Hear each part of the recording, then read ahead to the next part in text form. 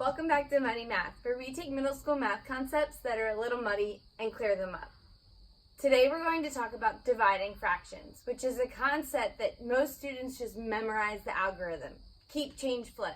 But let's see today what the concept really is showing, how to divide a fraction by another fraction. Let us define one 12-ounce jar as one whole. This is one whole. Here we have two wholes. Using a mason jar of 12 ounces as one whole, let's show different fractions. This mason jar is filled with 6 ounces. That is 1/2 of one whole. This mason jar is filled with 4 ounces. This is 1/3 of 12. So this is 1/3 of the whole. This is 3 ounces. 3 ounces is 1/4 of 12 ounces. So this is 1/4. Where do you think 1/4 belongs? As the least amount? In between 1/6 and 1/3? In between 1/3 and 1/2? Or in between 1/2 and 1 whole? 1/4 looks like it's between 1/6 and 1/3. 2 ounces, 3 ounces, 4 ounces, 6 ounces, 1 whole, 12 ounces. Now let's divide some fractions. Say we want to divide 1/2 by 1/3. Say we want to divide 1/2 by 1/3. What does that mean?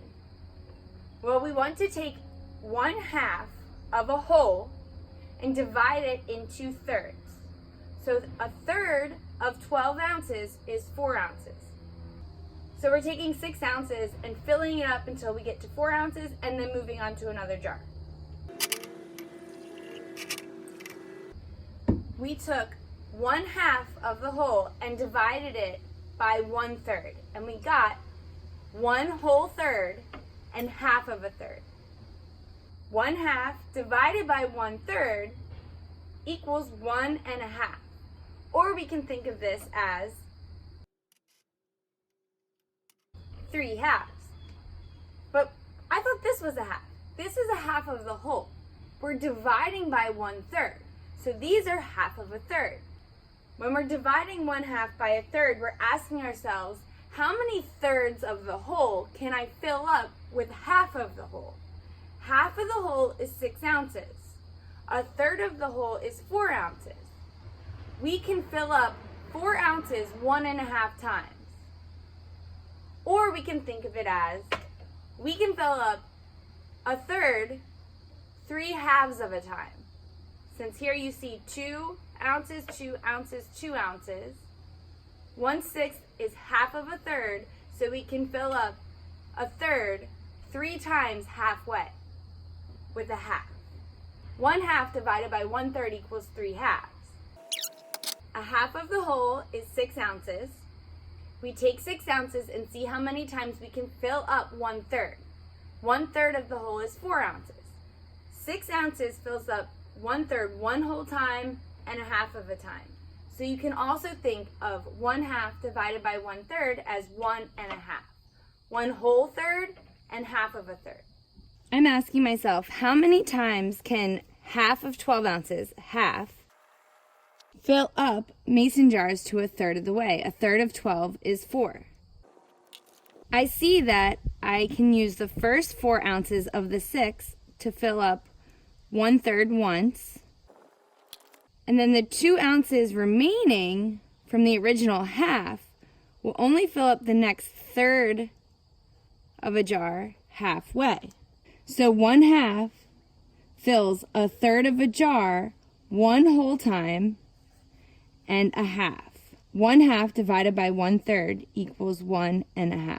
Using only the rules of division is the same as multiplying by the reciprocal, we can see 1/2 divided by 1/3 is the same as 1/2 times 3/1. We multiply straight across and get 1 times 3 over 2 times 1. We know 3 halves is the same as 1.5. Now let's try 1/4 divided by 1/2.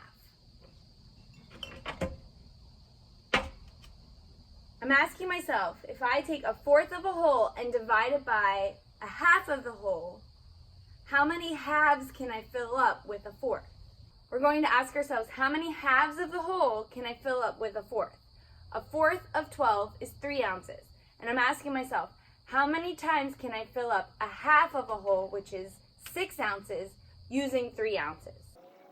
3 ounces only fills up a half of the whole halfway. So, 1/4 divided by 1/2 equals 1/2. 1/4 divided by a half.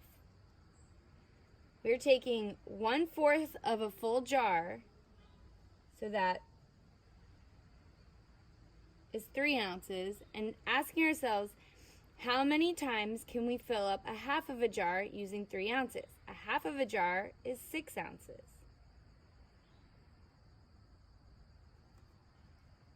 I can fill up a half of a jar 1/2 time using 3 ounces. Using a fourth of a jar, I can fill up a half of a jar halfway. So 1/4 divided by a half is a half. Let's use the algorithm. 1/4 divided by a half is the same as keeping the starting number, 1/4, changing division to multiplication, the inverse operator, and inverting 1/2 to its reciprocal, 2/1. For multiplication, we move straight across, 1 times 2 over 4 times 1, and we get 2/4. 2/4 can be simplified using the greatest common factor of 2 and 4. Divide both the numerator and denominator by the greatest common factor to simplify. We get 1/2. Let's think of something a little bit different. Let's divide a fraction by a whole number. What is 1/6 divided by 2? 1/6 of a whole, which is 12 ounces. 1/6 of 12 is 2 ounces. So what is 2 ounces divided by 24 ounces? So now we're thinking about what is 1/6 divided by 2 wholes. I'm trying to ask myself, how much will 1/6 fill up 2 wholes? 1/6 fills up 2 wholes, well, 2 out of the 24 ounces. What is 2 out of 24? It's 1/12. So 1/6 divided by 2 equals 1/12. 1/6 divided by 2. Thinking about our coffee demonstration, 1/6 of 12 ounces is 2 ounces. 2 of 1 jar, 2 of 12 ounces, is 24 ounces. How many times can we fill up 2 jars using a 1/6 of a jar? This represents 12 ounces in 1 jar, and the next 12 ounces in the next jar. Here we have 2 full jars. If we have 1/6 of a jar, how many times can we fill up 2 full jars? We can fill it up 1 out of 1, 2, 3, 4, 5, 6, 7, 8, 9, 10, 11, 12. 1/12 of 2 jars can be filled with 1/6 of 1 jar. So 1/6 divided by 2 is 1/12. Let's use the algorithm. Keep the first term. Use the inverse operation of division, multiplication. Use the inverse of 2 to get the reciprocal, 1/2. Multiply straight across, 1 times 1 over 6 times 2, and we get 1/12. Fill up 2 whole glasses 1/12 of the way. For our last example, let's divide a whole number by a fraction. Let's divide 2 by 1/3. We're asking ourselves, how many times does 2 wholes divide into a third? 2 wholes is equal to 2 times 12. So 2 wholes is 24 ounces. This is also 24 ounces. I'm asking myself, what is 2 divided by 1/3?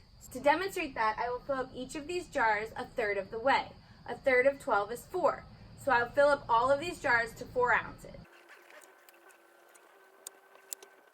Now you see that 2 divided by 1/3 equals 6. 2 whole jars is 24 ounces. So if I take 24 ounces and divide it into 1/3 of a jar is 4 ounces. So how many jars can I fill up 1/3 of the way using 2 whole jars? We used all 24 ounces and filled up 6 jars 1/3 of the way. So 2 divided by 1/3 is 6. Let's use the algorithm to show. We multiply across. 2 times 3 is 6, and 1 times 1 is 1.